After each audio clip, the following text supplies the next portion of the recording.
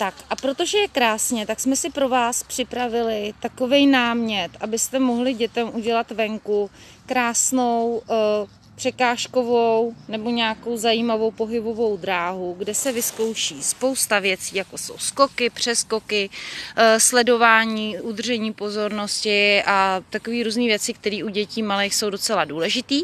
Můžete to samozřejmě přizpůsobit podmínkám, jaký máte, můžete to udělat v lese, použít klacíky, kamínky, šišky, můžete použít jenom křídu jako my a šišky a udělat jim prostě dráhu, na které se musí orientovat a musí dělat ty věci správně, aby došli do cíle.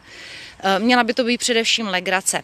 Tady máme dráhu, tady vlastně je začátek, tady děti sledují dráhu, tady budou vlastně sounožmo přeskoky přes čáru, zase sledují čáru, takový slalom mezi šiškami, tady máme ostrůvky, skáčou z ostrůvku na ostrůvek a pořád sledují čáru.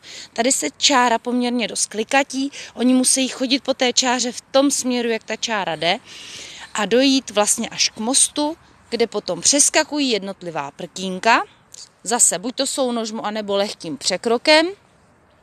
Tady je čára, ze které se střílí na přesnost do terče před vámi.